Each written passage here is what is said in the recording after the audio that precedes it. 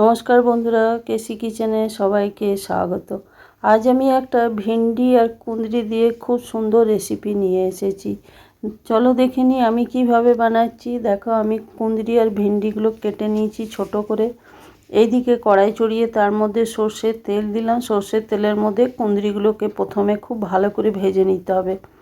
বেশ খানিকক্ষণ ধরে এটাকে নেড়ে চেড়ে ভেজে নিতে হবে। দেখো, ঢাকা দিয়ে আমি একটু ভেজে নিচ্ছি, তাহলে কুঁদরিটা নরম হয়ে যাবে।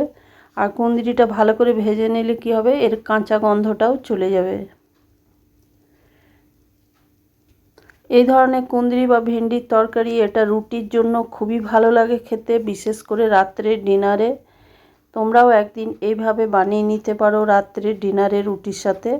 তারপরে দেখো, কুঁদরিগুলো আমার ভাজা হয়ে গেছে। এবার আমি তেল থেকে উঠিয়ে নিলাম একটা বাটির মধ্যে।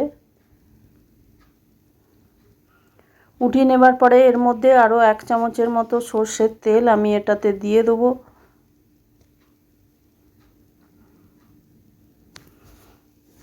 দিয়ে দেওয়ার পরে দেখো, গোটা জিরে আমি ফোড়ন দিয়ে দিলাম, আর একটা শুকনো লঙ্কাকে 2 টুকরো করে সেটা দিয়ে দিলাম। দিয়ে দেওয়ার পরে এটা একটু বেশ নেড়ে চেড়ে নিলাম।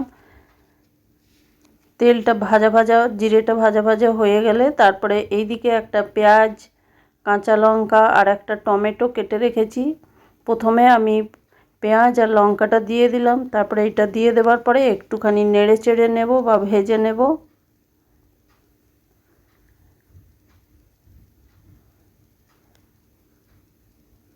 তারপরে ওইদিকে যে টমেটোটা কেটে রেখেছি সেটাও আমি এই তেলটার মধ্যে দিয়ে দিলাম।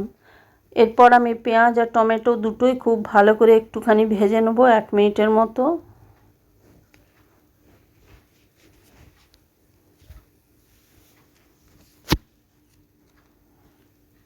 টমেটোটা সহজে নরম হয়ে যাবে, সেই জন্য একটুখানি দেখো এর মধ্যে পরিমাণ মতো আমি নুন দিয়ে দিলাম।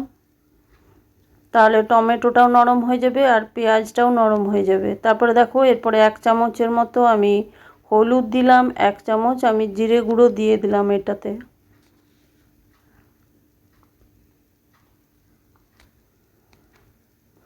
এই ধরনের ভেন্ডির তরকারি খেতে ভীষণই সুস্বাদু লাগে। তারপরে দেখো, 1 চামচ এর মধ্যে আমি বেসন দিয়ে দিলাম। বেসন দিয়ে দেওয়ার পরে দেখো, এটা মশলাটা খুব ভালো করে ভেজে নেবো বা কষিয়ে নেবো প্রথমে। তারপরে এইদিকে আমি 1 চামচের মতো ছোলার ডাল 2 ঘন্টা আগে ভিজিয়ে রেখেছি, সেটা আমি এটার মধ্যে দিয়ে দিলাম। একটুখানি ছোলার ডাল দিলে কিন্তু তরকারিটার টেস্টটা ভীষণভাবে বেড়ে যায় আর খেতে খুবই ভালো লাগে। তারপরে দেখো, হালকা জল দিয়ে এটাকে আমি ঢেকে ঢেকে একটুখানি ভেজে নেবো বা কষে নেবো খুব ভালো করে। আর ছোলার ডালটা একটু সেদ্ধ হতে সময় নেয়, সেই জন্য একটু লো ফ্লেম করে জল দিয়ে আমি ঢাকা দিয়ে দিলাম প্রায় 1 থেকে 2 মিনিটের মতো। তারপরে দেখো, ঢাকা খুলে আমি দেখাচ্ছি জলটাও আমার শুকিয়ে গেছে। এরপরে আরেকটু ভালো করে নেড়ে চেড়ে নেবো বা ভেজে নেবো।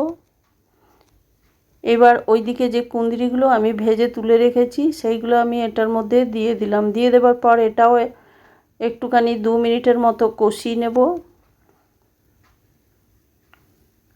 কুঁদরির তরকারি তো তোমরা নানা রকমভাবে বানিয়ে খাও, একদিন এইভাবে ভিন্ডির সাথে বানিয়ে খেয়ে দেখো, ভীষণ ভালো লাগে আর ভীষণ টেস্ট লাগে খেতে। অনেকে কুঁদরি খেতেও চাও না, তারা যদি এইভাবে ভিন্ডির সাথে বানিয়ে খাও তো তারাও খেয়ে নেবে, বানিয়ে দিলে কিন্তু তারাও খেয়ে নেবে। তারপরে দেখো, কুঁদরিটা ভালো করে ভেজে বা কষে নিয়েছি। এইবার ওইদিকে যে ভেন্ডিটা আমি কেটে রেখেছি, এরপর এটা ভেন্ডিটা আমি দিয়ে দিলাম। দিয়ে দেওয়ার পর ভেন্ডিটাও বেশ খানিকক্ষণ ধরে একটুখানি কষিয়ে নেব বা ভেজে নেব।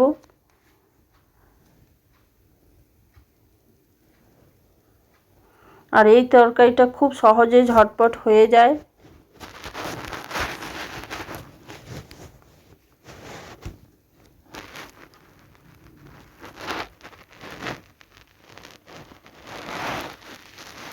তারপরে তোমাদের বলে দিই, আমার রেসিপি যদি তোমাদের ভালো লেগে থাকে তো লাইক, শেয়ার ও কমেন্ট অতি অবশ্যই করে দিও।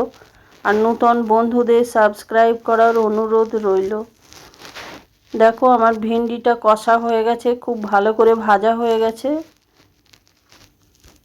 এবার এর মধ্যে আমি পরিমাণ মতো জল দেবো, বেশি জল দেবো না, কেন কি এর মধ্যে ভেন্ডি আছে, তাহলে কিন্তু ভেন্ডিটা একদম গলে যাবে। আর ভিন্ডিটা ভীষণই ছোট করে কাটা আছে, সেই জন্য খুবই কম জল দেবো। মোটামুটি আমি 2 কাপের মতো জল দিলাম। জল দিয়ে ঢাকা দিয়ে আমি মিডিয়াম আঁচ করে 2-3 মিনিটের মতো দেখো ঢাকা দিয়ে রেখে দিয়েছিলাম। তারপরে ঢাকা খুলে আমি দেখাচ্ছি জলটাও আমার অনেকটা মরে গেছে আর ভিন্ডি বা কুঁদরি দুটোই সেদ্ধ হয়ে গেছে।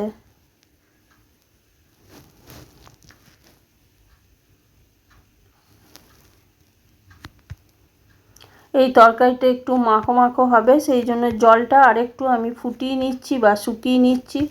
এরই মধ্যে দেখো 1 চামচের মতো আমি গরম মশলা দিয়ে দিলাম। গরম মশলাটা অতি অবশ্যই আমার বাড়িতে বানানো।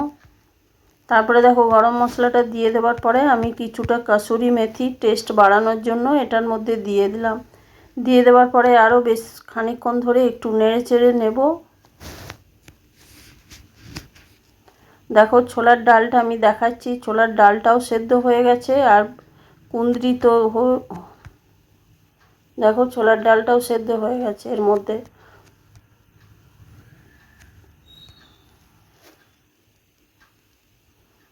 দেখো তরকারিটা আমার হয়ে গেছে। এবার আমি ঢাকা দিয়ে গ্যাসটা বন্ধ করে দিলাম, আবার 5 মিনিটের জন্য রেখে দিলাম। তারপরে দেখো ঢাকা খুলে আমি দেখাচ্ছি তরকারিটা কত সুন্দর হয়েছে।